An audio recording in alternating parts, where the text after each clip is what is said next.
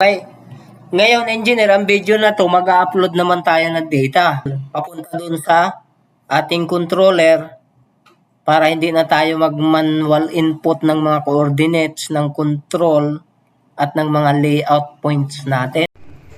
Okay, so sa controller engineer, ito, ganun din to, ipa-plug mo lang yung kung type C man yan, kung ang cable mo man ay may type C ka, mas better.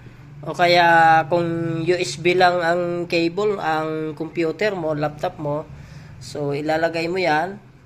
Then ganun din tong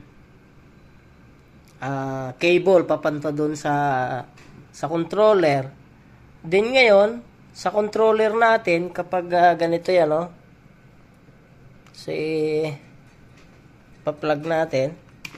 Okay? So, ipa-plug in natin. Okay. Ayan. Then, dito naman sa controller, swipe mo lang pababa ito, engineer. Yan. Tapos dito, makikita mo yan. Yan. USB. Device via USB. Tap mo lang yan. Then, tap.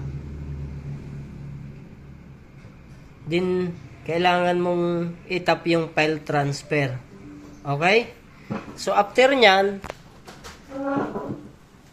pwede ka nang mag-proceed dito sa pag-save ng CSV, no? Nung mga i-layout mo, yung galing sa computer na adjusted natin, yung i-layout natin. So, proceed ka na dito sa computer kung paano. Okay? Ito, let's say, ito yung data natin, no? Ito, may Excel file ako rito.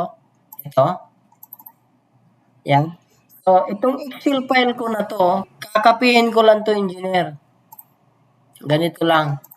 Right-click ko lang yan. Copy. Then, pupunta ako sa PC. Ito. Then, itong controller natin, ang controller kasi natin ay UC10. So, click ko yan.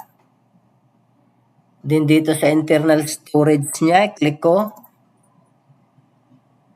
Then, pagdating dito, ito yung store pad na pipiliin natin. Dito mapupunta siya. Click natin to. Then, punta tayo sa sa import, export. Sa export pa rin.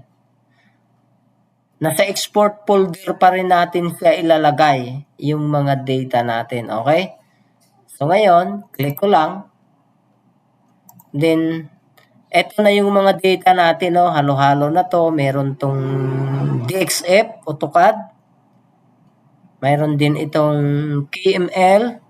Lahat ng in-export natin, mapupunta dito sa export folder.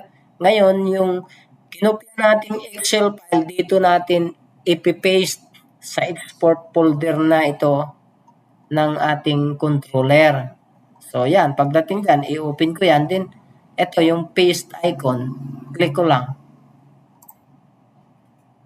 Ayan, o. Kita nyo? Ito yon.